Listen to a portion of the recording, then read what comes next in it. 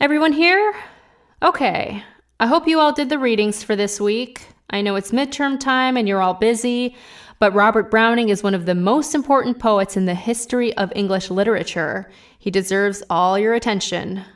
Actually, it's usually not hard to sell Browning on my students, I find. His poetry really draws people in. So what did all of you think?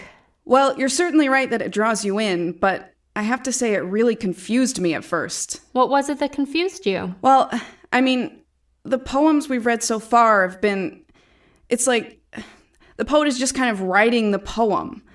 The poems we read by this Browning guy, it took me a few minutes to realize that he was using the voice of some historical character. It was supposed to be someone else speaking. Sure. The reason I assigned this particular set of poems by Browning was so you could see what his most famous style was. He perfected a style called the dramatic monologue, and its major features are what you saw in the readings. It's called dramatic because a poem of this type takes place at some sort of dramatic moment in the middle of a story. And a monologue is a long speech given by an individual, right? And so are these poems. You have Browning writing as if he were a different person, usually someone from history speaking at length. And he talks about something that's happening to him when the poem takes place. Professor, I kind of cheated and looked up information about Browning when I did the readings. I was like Karen, I was really confused at first. It seems strange that this form of poetry, the dramatic monologue, is so new.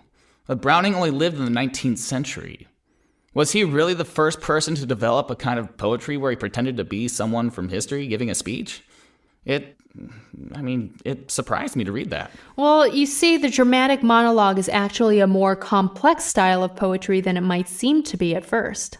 For one thing, a lot of poems are addressed to the world in general, sort of, but a dramatic monologue isn't. The speaker in a dramatic monologue is addressing a particular person involved in the story.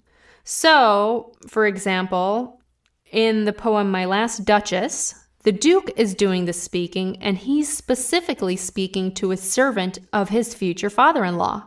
That's important.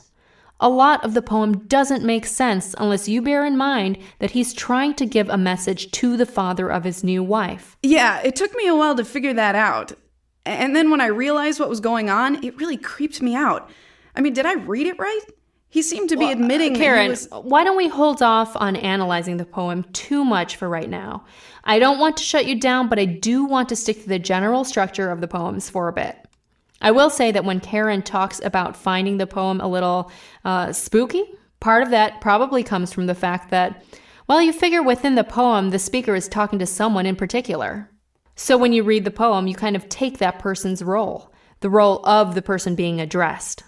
That's one chief characteristic of the dramatic monologue.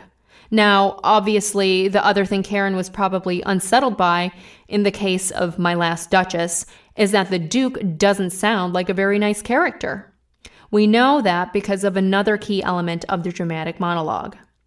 What the speaker says is designed to make an argument. He's trying to persuade the listener, and you, the reader by extension, that what he did was right or that his viewpoint is correct or whatever. He makes the case. Kind of like a lawyer with a judge or a jury, and in process he reveals his way of thinking. Something of a psychology.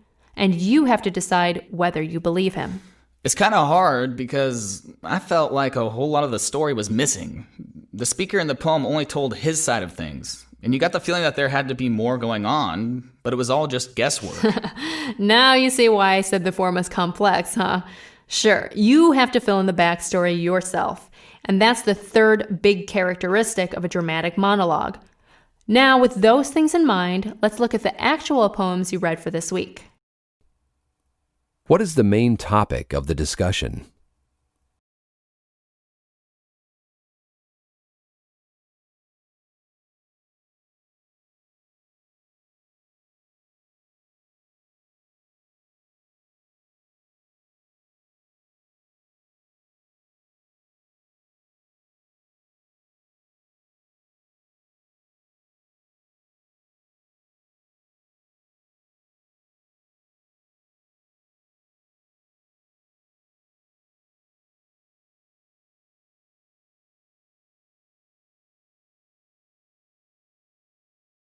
Listen again to part of the discussion, then answer the question. Okay, I hope you all did the readings for this week. I know it's midterm time and you're all busy, but Robert Browning is one of the most important poets in the history of English literature. He deserves all your attention. Actually, it's usually not hard to sell Browning on my students, I find. His poetry really draws people in. What did the professor mean by this? Actually, it's usually not hard to sell Browning on my students, I find. His poetry really draws people in.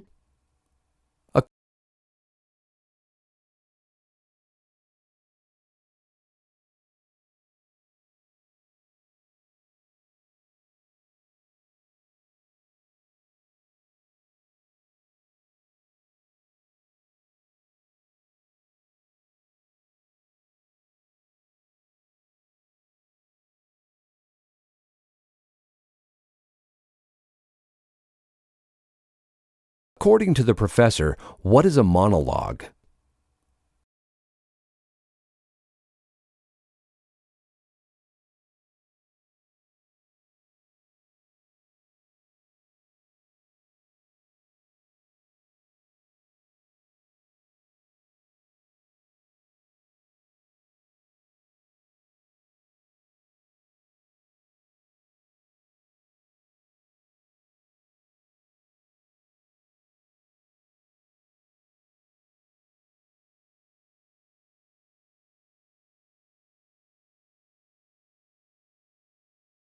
According to the professor, what are the primary characteristics of the poetic form called the dramatic monologue?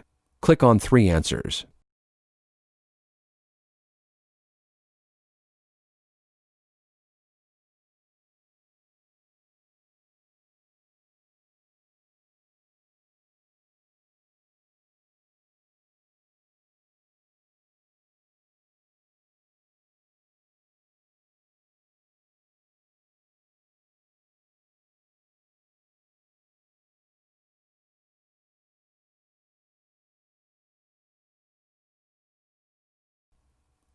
What was the woman's reaction to the poem My Last Duchess?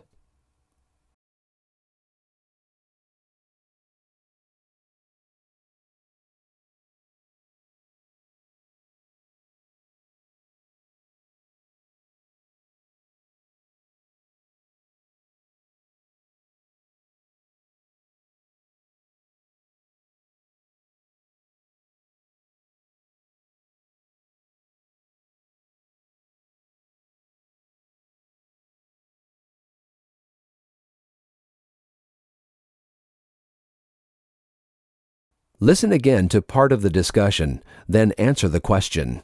It took me a while to figure that out. And then when I realized what was going on, it really creeped me out. I mean, did I read it right? He seemed to be admitting Karen, that he was... why don't we hold off on analyzing the poem too much for right now? I don't want to shut you down, but I do want to stick to the general structure of the poems for a bit. What does the professor ask the woman to do?